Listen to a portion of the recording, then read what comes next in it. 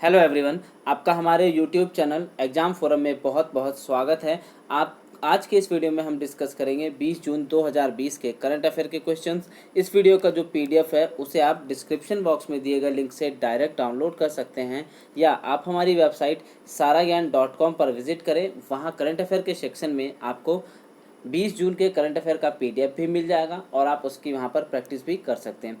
यदि आपने अभी तक आरआरबी एनटीपीसी की टेस्ट सीरीज के लिए हमारी वेबसाइट पर रजिस्ट्रेशन नहीं किया है तो जल्द ही रजिस्ट्रेशन करें, क्योंकि शुरू के 10,000 कैंडिडेट के लिए यह टेस्ट सीरीज बिल्कुल फ्री है। बस परचेज करते समय आपको कूपन कोड 0 अप्लाई करना है, जिससे यह टेस्ट सीरीज फ्री हो जाएगी। हम जल्द ही group D, bank PO, clerk और एसएससी की भी टेस्ट सीरीज अपलोड करने वाले हैं। बस टेस्ट सीरीज के बेस्ट व्यू के लिए इसे लैपटॉप या डेस्कटॉप में ही ऑन करें। तो आइए शुरू करते हैं आज का वीडियो। लेते हैं आज का पहला क्वेश्चन है, हाल ही में किस शहर में आईसीयू बेड और वेंटिलेटर की जानकारी देने के लिए एयर वेंटी ऐप को लॉन्च किया गया है? इसका सही आंसर ऑप्शन डी, मुंबई शहर में आईसीयू बेड और वेंटिलेटर की जानकारी देने के लिए एयर वेंटी ऐप को लॉन्च किया गया है। बात करते हैं एयर वेंटी ऐप के बारे में। तो जैसा कि आप सभी लोग जानते हैं कि कोविड-19 महामारी के कारण अस्पतालों में जो है आपको सही जानकारी नहीं मिल पा रही है अस्पतालों से आईसीयू बेड की या वेंटिलेटर की। तो इस सुविधा के लिए मुंबई के ग्रेटर मुंबई नगर निगम ने एयर वेंटी ऐप को लॉन्च किया है, जिसके जरिए आईसीयू बेड और वेंटिलेटर के बारे में जानकारी मिल सकेगी। बात करते हैं मगर मुंबई की, तो मुंबई महाराष्ट्र की राजधानी है। महाराष्ट्र के जो मुख्यमंत्री हैं वह उद्धव ठाकरे हैं और यहाँ के गवर्नर यानी राज्यपाल हैं भगत सिंह कोश्यारी। आपको मुंबई से कुछ और इम्पोर्टेंट चीज़ें याद रखनी, जैसे कि मुंबई को कई नामों से जाना जाता है। यानी मुंबई के अगर निक नेम की बात करें तो इसमें हम financial capital of India, city of seven island, Hollywood of India, gateway of India, city of dreams and माया नगरी के नाम से जो है मुंबई को जाना जाता है। तो आपको ये पॉइंट भी याद रखने हैं। आगे बढ़ते हैं अगला क्वेश्चन है, हर साल विश्व ऑटिज्म जागरूकता दिवस कब मनाया जाता है? इसका सही आंसर है ऑप्शन बी, यानी कि 18 जून को हर साल विश्व ऑटिज्म जागरूकता दिवस यानी ऑटिस्टिक प्राइड डे जो है 18 जून को मनाया जाता है। अब बात करते हैं इसके बारे में। तो यह दिन ऑटिज्म जो एक रोग है, इससे पीड़ित व्यक्तियों के अधिकार को सम्मान करने के लिए मनाया जाता है। और ऑटिस्टिक प्राइड डे 2020 की थीम जो है वह है द ट्रांजिशन टू एडल्टहुड। आपको एक चीज़ और याद रखना है कि जो यह बीमारी है, यह इसके लक्षण क्या है। अगर हम इसकी बात करें तो इसके लक्षण जो हैं धीरे धीरे विकसित होते रहते हैं और पहले 2 से 3 सालों के दौरान सामने आ जाते हैं, जो कि बच्चे के माता पिता को दिखाई देते हैं। और इस बीमारी में क्या है, ऑटिज्म स्पेक्ट्रम डिसऑर्डर। ऑटिज्म एक न्यूरोलॉजिकल डिसऑर्डर है जिसमें बातचीत और लोगों को व्यवहार करने की क्षमता को जो है यह सीमित कर देता है। आगे बढ़ते हैं अगला क्वेश्चन है, हाल ही में किस देश के फोटोग्राफर पाब्लो अल्बरेंगा को फोटोग्राफर ऑफ द ईयर का खिताब दिया गया है? इसका सही आंसर है ऑप्शन बी, यानी उरुग्वे देश के फोटोग्राफर पाब्लो अल्बरेंगा को फोटोग्राफर ऑफ द ईयर का अवार्ड दिया गया है। और यह अवार्ड का नाम क्या है? तो 2020 का सोनी वर्ल्ड फोटोग्राफी अवार्ड दिया गया है पाब्लो अल्बरेंगा को, जो कि फोटोग्राफर हैं उरुग्वे के।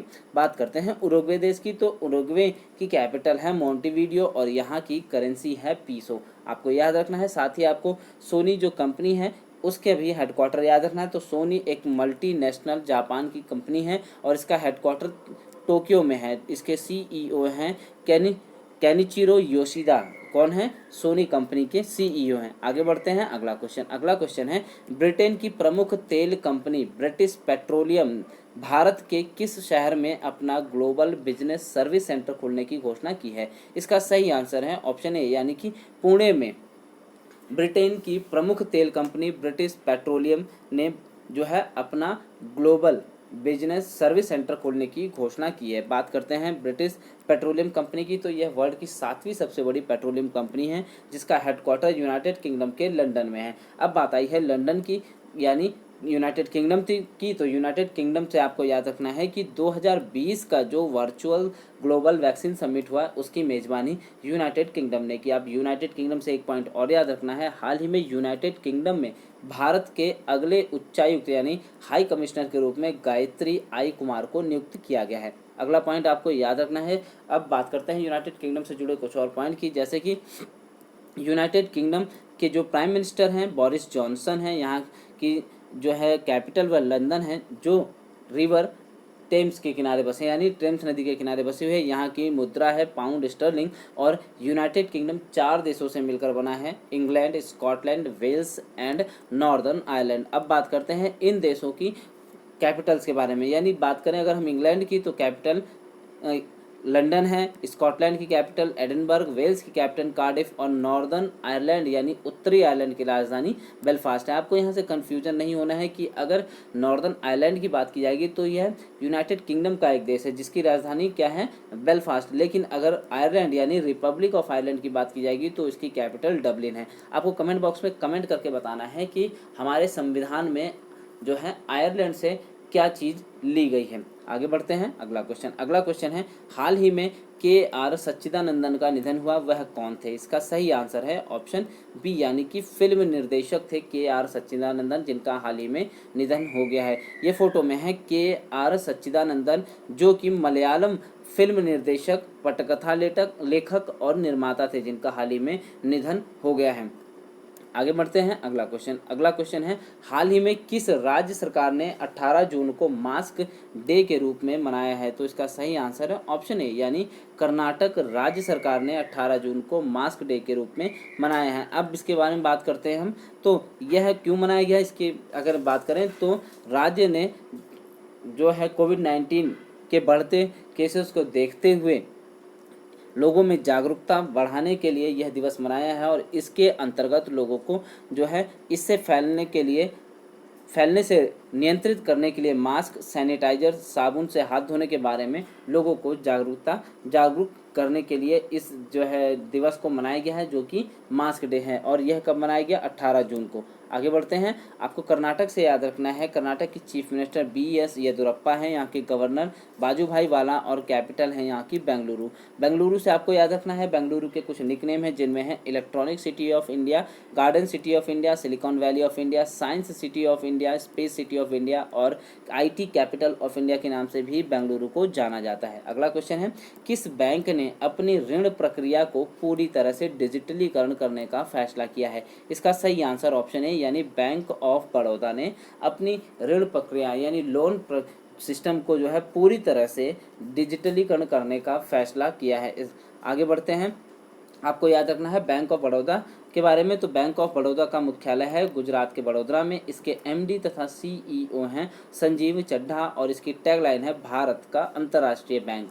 आपको इतने पॉइंट याद रखना है। अब आपको एक पॉइंट और याद रखना है बैंक ऑफ बड़ौदा के बारे में। तो बैंक ऑफ बड़ौदा भारत का तीसरा सबसे बड़ा सार्वजनिक बैंक है, यानी पब्लिक सेक्टर बैंक है। दूसरे नंबर पर PNB है और पहले नंबर पर है SBI। ये तो होगी पब्लिक सेक्टर बैंक की। अगर हम बात करें कि जो सबसे बड़ा बैंक प्राइवेट सेक्टर में है, तो उसमें नंबर 1 पर आता है HDFC, दूसरे नंबर पर आता है ICICI और तीसरे नंबर पर आता है एक्सिस बैंक। तो आपको ये भी याद रखना है। आगे बढ़ते हैं, अगला क्वेश्चन है, हाल ही में कोविड-19 परीक्षण के लिए भारत की पहली मोबाइल लैब को किसने लॉन्च किया है? इसका सही आंसर है ऑप्शन ए, यानी डॉक्टर हर्षवर्धन ने कोविड-19 परीक्षण के लिए भारत की पहली मोबाइल लैब को लॉन्च किया है। इस लैब की अगर हम बात करें तो इसका नाम दिया गया है आई लैब, जिसकी फुल फॉर्म है इन्फेक्शियस डिजीज डायग लैब। और इस लैब का काम क्या है, तो जो दूर दराज के एरिया हैं जहाँ पर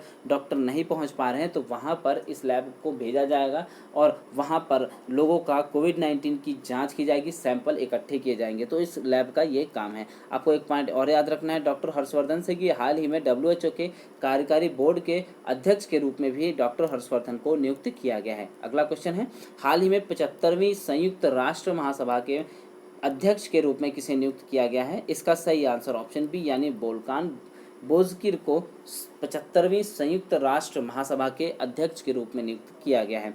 ये फोटो में है वोल्कान बोजकिर, जो कि तुर्की के एक डिप्लोमेट यानी राजनयिक हैं। इन्हें यूएन के महासभा के 75वें सत्र का अध्यक्ष नियुक्त किया गया है। यूनाइटेड नेशंस महासभा के जो अध्यक्ष हैं उनका कार्यकाल 1 साल का होता है। आपको ये याद रखना है। अब आपको कुछ और पॉइंट याद रखने हैं। अभी हाल ही से यूनाइटेड नेशंस की जो महासभा है, यूनाइटेड नेशंस से जुड़े यानी संयुक्त राष्ट्र सुरक्षा परिषद यूएनएससी, यूनाइटेड नेशन सिक्योरिटी जो काउंसिल है, उसकी बात अगर हम करें तो इसमें अभी हाल ही में 4 अस्थायी देशों को चुना गया, जिसमें भारत, आयरलैंड, मैक्सिको और नॉर्वे आते हैं। और जो है टोटल वोटिंग में 192 लोगों ने वोटिंग की, जिसके अंतर्गत जो है 184 वोट भारत को मिले हैं।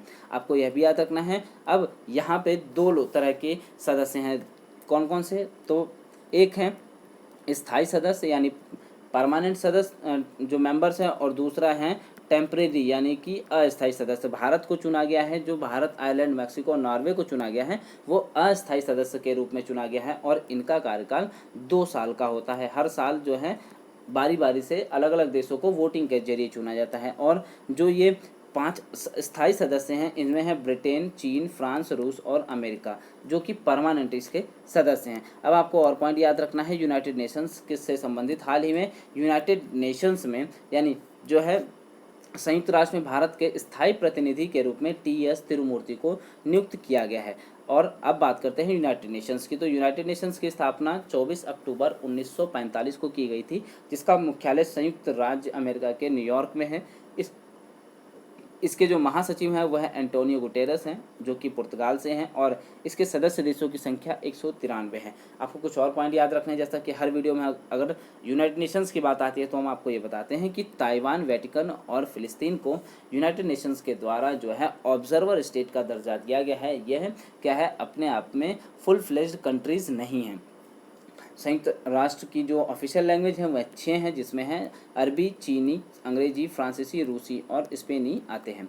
अगला क्वेश्चन है, हर साल अंतर्राष्ट्रीय योग दिवस कब मनाया जाता है? इसका सही आंसर है ऑप्शन सी, यानी हर साल 21 जून को अंतर्राष्ट्रीय योग दिवस मनाया जाता है। अब बात करते हैं इंटरनेशनल डे ऑफ योगा की।